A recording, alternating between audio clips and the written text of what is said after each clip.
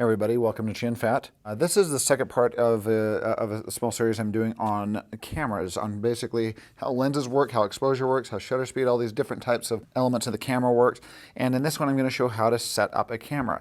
Now this is a basic A6300 Sony, but it's fully manual. So if you know how to set up one of these cameras, you can almost dig into any sort of camera as long as you know what you're looking for and find those features as well. Whether you're setting up a Panasonic, a Canon camera, a Sony camera, even something like a big professional like Red camera or Alexa camera, if you know these concepts, then you'll kind of understand how to set up a camera. Now, first of all, I kind of like to, most cameras will have a display button. The one on the Sony is right here on the top of that wheel right there that you push the top of the wheel in. It's a rotating wheel, but it also acts as a push button for each corner. You have four extremes that you can click on these buttons, and then the middle button that you can click on to select. But if you hit those display buttons, it'll oftentimes bring up different types of displays here. And this is bringing up all these screen displays. I like to get as much on the screen as possible when I'm at least setting up my camera.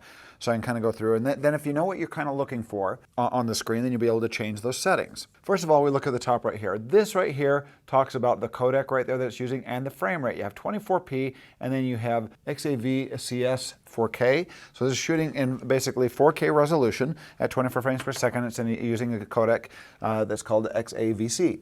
That is a common kind of like, very similar to like an H.264, what they call an intra-frame compression. This camera does not shoot RAW internally. There are several cameras, the big professional cameras that will, like you got the Blackmagic Pocket Cinema camera that shoots in RAW. You've got the Red camera, you got the Alexa camera. There's a Canon C200. There's a bunch of different cameras that shoot in RAW. Basically retain all the color information that the camera is picking up. Now with this camera here specifically, this is shooting a compressed format, so it's good to dial in. It's kind of good to nail your exposure and your color temperature, because a lot of that you won't have access to in post-production as much latitude that you will with raw footage. The codec, let's go into that and kind of show that. I'm going to go into menu and we're going to look at file format. So under the Sony it's called file format. You kind of have to know what your camera's talking about, and but you'll want to set up two different things: frame rate and codec. So I'm going to go under file format here, and we're going to set it to shoot in 4K. If you want to shoot at an HD, that's 1920 by 1080, so much less resolution. But 4K is kind of the standard these days. So I'm going to say, yes, I want to shoot at 4K.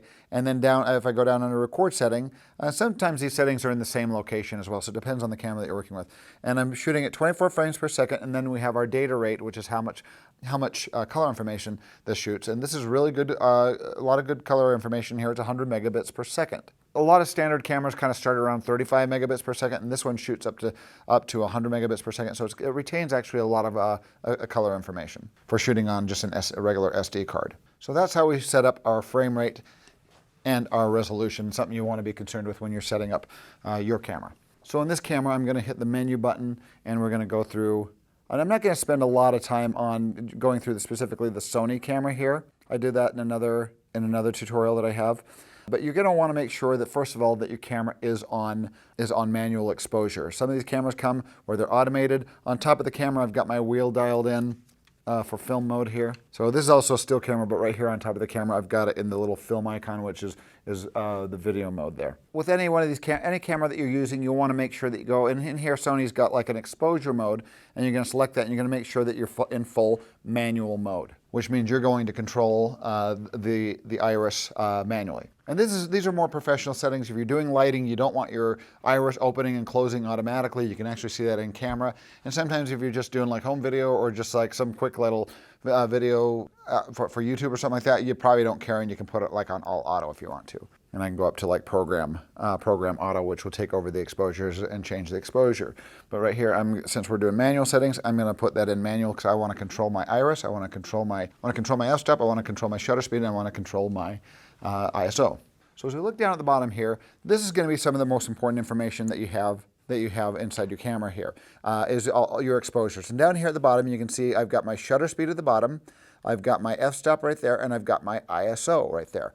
And as I mentioned in the earlier tutorial, kind of the standards for film is usually around a 4 to 5/6 on the as your f-stop for exposure. That's the amount of light you're letting in. Shutter speed is how long each frame is going to be exposed for, the timing, which is half exposure. And then ISO, for indoor, we're going to set at 800. Outdoor, we're going to get it as low as we can. With this camera, it goes to like 100 because you're going to have a lot of light outside, unless you're doing nighttime photography. photography, then you're going to have a lot of sunlight coming in. It's going to be overexposed. So let's talk about shutter speed here. So shutter speed, if we're shooting at 24 frames per second, which we are up here at 24p, P stands for progressive scan. It's the way that film is exposed progressively as the rolling shutter moves across the film. So that's there to simulate the film look. But with this camera, and a lot of cameras will have two wheels that control iris, and the other one will control shutter speed. On the Sony, this back wheel here is for controlling your shutter speed. And I can see my shutter speed changing right there. So I'm in the manual mode, so this is letting me change it, but I'm going to put it at 1/50th. Half exposure time for 24 frames per second is 1/48, 1/48th of a second. A lot of these cameras like this, the Sonys and these kind of DSLR or mirrorless cameras, will only do it in increments of tenths. So the closest I can get that is 1/50th. If you're working with like the Blackmagic Pocket Cinema camera or a Red camera or something more professional, you will be able to dial that in at exactly 1/48th, or some of them you can even put it in terms of shutter angle and put it at 180 degree shutter angle, which is equivalent to 1/48th shutter speed. So we're set there. Next, we're going to go to f-stop here. Now this lens opens up to 1.8. It's a very fast lens. It's a prime lens. So I'm going to be able to, now I've got this wheel on top that I'm going to be able to rotate, and that will change my f-stop. And you can see that our image is getting more exposed there. And we put it all the way to 1.8, then we have some overexposure going there. So let's get that properly exposed there. And we will talk about right around f5. See, like the lighting in this room, like f5 between like 4 and 5/6 split, as I mentioned, gets a good exposure. I'm a little overexposed on the camera that's shooting the screen, but we'll show you the meter. And actually, we've got the light meter right here, which we'll talk about. The light meter says that generally speaking, my image is about 1/3 of a stop underexposed, so I'm pretty close there. It's just that I have my camera that I'm shooting this with is overexposed a little bit, so let's turn that down. I just want you to be able to see the controls, so I'm brightening it up a little bit. Okay, so that is shutter speed there. And it's going to give us kind of a standard look with motion blur. If you have something in front of the camera that's moving fast, you're going to get like that shutter motion blur going on rather than like a really crisp image. And now as we go over to ISO here, ISO, we're indoors, so I'm going to keep this at 800. This camera has a native ISO at 800. Most cameras do, professional cameras when you buy them, unless you're buying one that has like what they call a dual native ISO mode, like the Sony a7S III, GH5S, some other cameras that have like these dual native ISO settings where you can shoot at like a 3200, 6400 ISO and your image isn't going to look grainy. You can shoot under like moonlight or street light at nighttime and it looks really, really nice. But this camera has a native ISO of 800. So to change my ISO in this camera, on the Sony, you have to go to the function key up here, and this function brings up some quick menu items. And I'm going to arrow over to ISO right there. And now I can dial in my ISO manually and get it exactly where I want to. But I'm going to do it at the standard ISO of 800. Some other settings here. As we move around, we're going to be jumping all over on a bunch of these, but right here, this one right there, it got a little light bulb right there. And that little light bulb represents color temperature. So this camera is currently set up for color temperature, the color temperature of an incandescent light, which is 3200 on the Kelvin scale.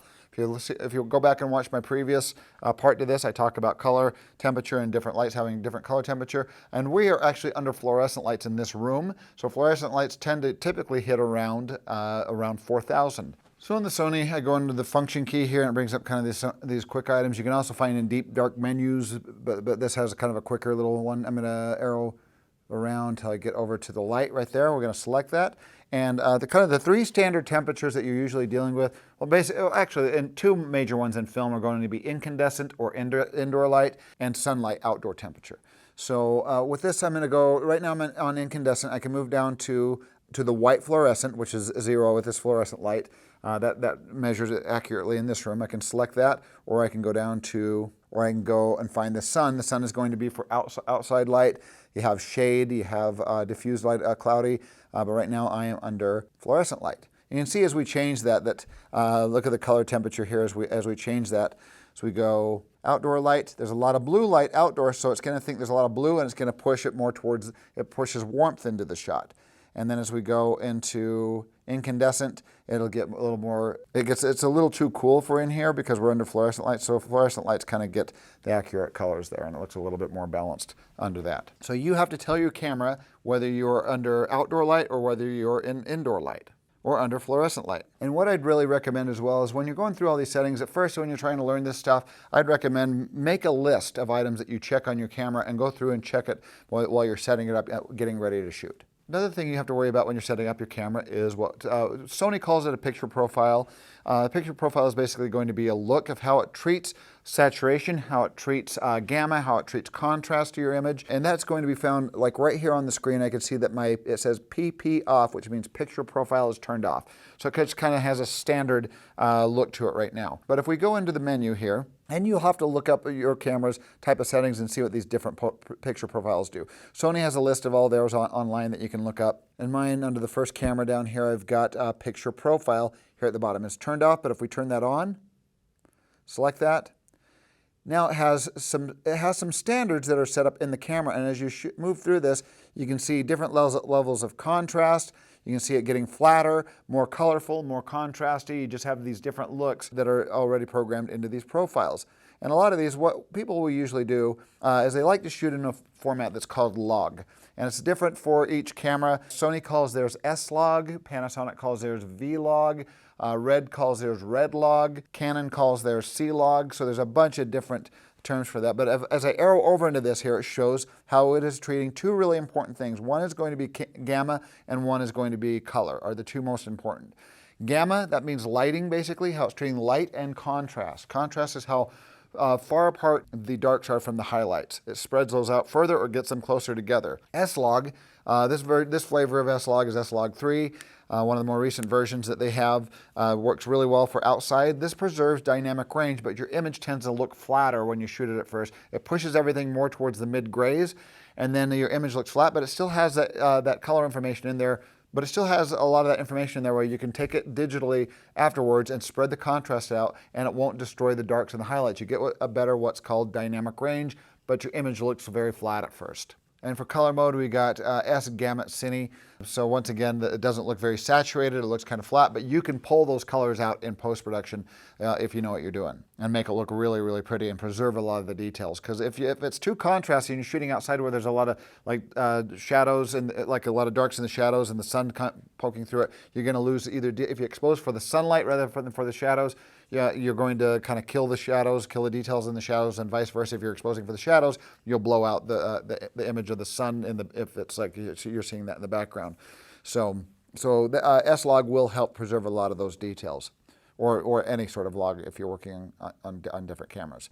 So if I want to do color mode, if I'm just kind of, so if I really know what I'm doing and I want to shoot in S-Log to preserve the details outside. Otherwise, if you want to kind of have it coming out of the camera already look kind of contrasty and kind of colorful right out of the camera, you don't want to mess with color grading, you're going to have to choose one of these other picture profiles here. So like picture profile 1, set for like what's called movie mode. That's kind of a standard look there, where it's not crushing the details so much, but it's giving still a good level of contrast and color saturation, your image. But like I said, if you destroy the details, you're not going to bring them back. With S-Log, you'll have a better chance of doing that. So if you're in the movie mode on the picture profile, let's select that one.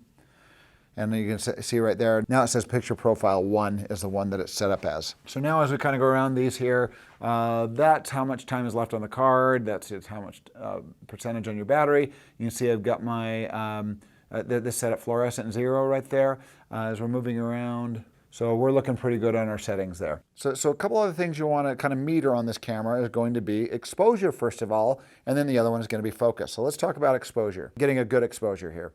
So you do have a meter here. Right here, most cameras will have a light meter. This has a meter, and this is based on 0 being the perfect exposure. Now, if you want to know what it is telling you what the exposure is for, whether it's for a spot on your image, if it's for the overall image, on this camera you can go to Function, and you can go over to the metering mode over on the side here. If we select that, it's going to say what type of metering do you want to do.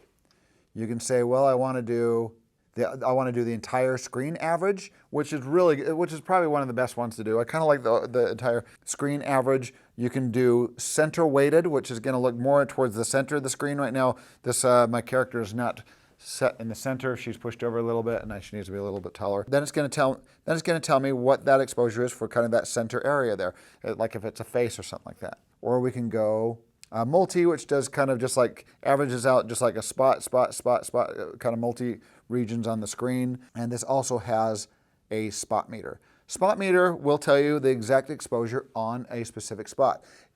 If you can see that If we move this camera over here a little bit, you can see a faint circle right there in the center of the screen. That is your spot, right there in the center of the screen. And that spot right there is telling us what the exposure is going to be for that spot. So right now it's telling me that exact spot is 0.3 stops overexposed. That's not bad at all. That's a good exposure for that spot right there. You want to kind of go for 0, but when you get to about like a 1 stop overexposure, maybe half to 1 stop overexposed, then you're starting to get introduced some major overexposure. But for right now, let's go just kind of the general image here. Let's do entire screen average for right now. And right now, as for my entire screen, it's telling me that I've got a really good exposure, that I'm at 0. So it'll go positive when it's overexposed and negative when it's underexposed. If it's getting too dark, it's going to tell you that it is too dark. When it starts getting too dark, it's going to tell me how many stops. And the Sony maxes out at 2. -2 and +2 is going to be too much overexposure, too much underexposure. So it just starts blinking. It says, well, let's take a look at this here. Let's go to our iris, and we're going to open up our we're going to change our f-stop here, and we're going to go overexposed. Now you can see that it's saying that I am 1 stop overexposed. And if I keep going, it's telling me that I'm 2 stops overexposed, and now I keep cranking it up, and it just blinks. It says, no, you've lost detail. 2 stops overexposed is too much, and you're way overexposed. So I'm going to change my f-stop here. And you can see, and I'm going to watch my meter. This is how I usually get a good meter read, or get a good exposure, is by watching that meter, my light meter there. And then if we go too dark, see 0.7 underexposed, 1 stop underexposed. Remember, stops, 1 stop is cutting your light in half, and is cutting your light in half or doubling it. If you increase it by a stop, you're doubling the amount of light. If you decrease it by a stop, you're cutting the light down, the amount of exposure. And now we are underexposed, and we are at 2. And if we keep going, then it will just start blinking to say, no, your detail's gone now, so forget about it. So it just maxes out at 2.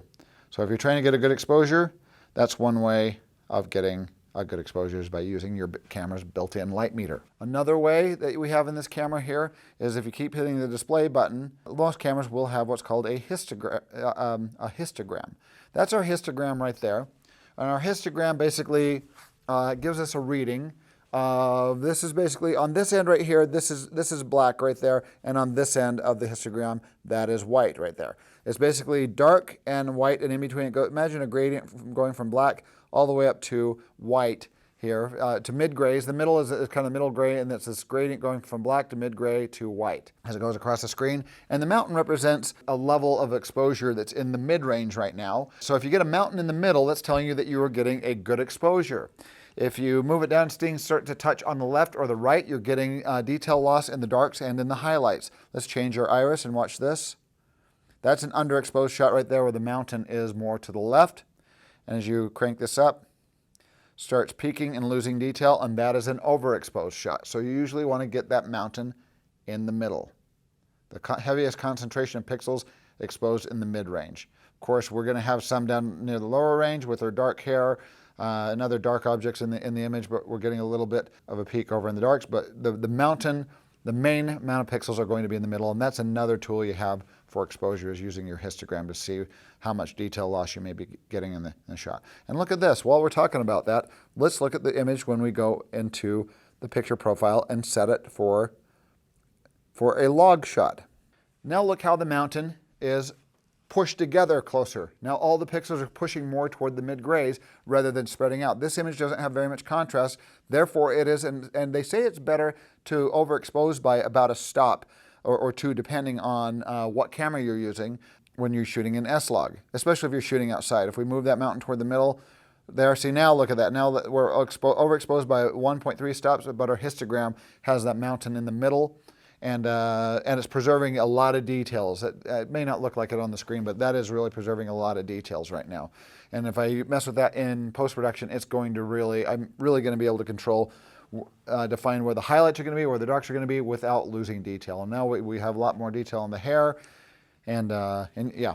The final thing I want to talk about is getting a good focus. And a lot of these cameras are really nice, especially like these smaller kind of mirrorless cameras, mirrorless and DSLR cameras. A lot of them will have some good autofocus features. The Sonys are really, really good with autofocusing. I'm not trying to plug Sony for any particular reason. They're not paying me for this. I wish they were. But anyway, so depending on if you're kind of running gunning or if you're doing like a professional follow focus setup or whatever you're trying, you may want to have it on autofocus or you may want to have it on manual focus. If you want to have it on manual focus, the Sony camera right here has an autofocus continuous right there that's turned on right now. So this is autofocusing. It's doing the face detection. It's detecting this lady's, our assistant's face here and focusing to the face. It has a really good face detection software. So if we go into function here, the function, you're going to have your focus mode here. Now keep in mind, some lenses have an autofocus on the actual lens, and then you will have an autofocus inside the camera. So this lens does not have an autofocus switch on it. So all I have to do is go into here and turn it on to autofocus or onto manual focus. So right now it's on manual focus, and I do have peaking. If you're going to be doing manual focus, the peaking is a really kind of nice way to go here. So you want to make sure that if you do have a peaking on your camera, you turn that on if you are on manual focus mode right now. Right now I am, and notice that the peaking right here shows what is in focus. Right now everything's blurry, but as I move out, look at especially on the hair, on fine edge, you see all those dancing red pixels that suddenly pop up on the screen. That is showing me what is in focus, defined by those little popping red pixels bouncing. You want to get the heaviest concentration of it on what you're trying to focus on. And finding peaking, you're just going to have to go inside your camera menu and find where peaking is. Right there, peaking setting, and you can usually change how extreme it is. So I can go peaking level. I'm going to make it extreme. I'm going to go high, and then we're going to go peaking color, and let's make it, let's try blue. See how blue looks in here. Menu out of that, and now you can see that heavy concentration of blue on what is in focus. See, now as I go to the background, ooh, look at that, you get this big heavy concentration. See, now I went past it, so you get it right there in the middle of that background is in really heavy, really strong focus right there. If we want on our subject, we move our focus ring until we get this lady that's in focus here, and in really heavy blue peaking right there, and we really can see on the screen what is in focus and what's out of focus. So that is one tool for focusing.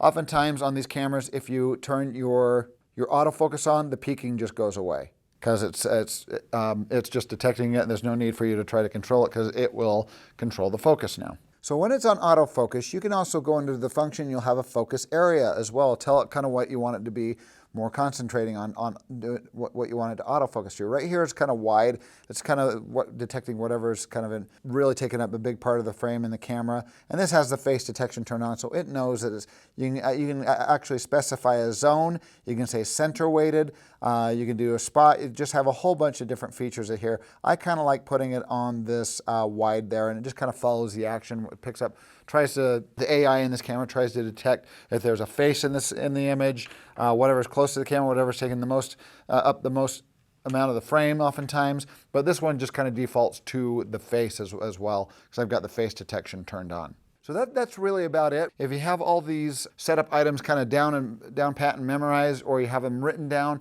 you can almost turn on any camera and go through it and look for those settings. So once again, just quick refresher, you've got your codec, you've got your frame rate, you've got your color temperature up here. That is the metering mode, is that picture up there. You have your ISO, you have your light meter, you have your f-stop, you have your shutter speed, your picture profile, your autofocus, and then the region, for your autofocus region right there.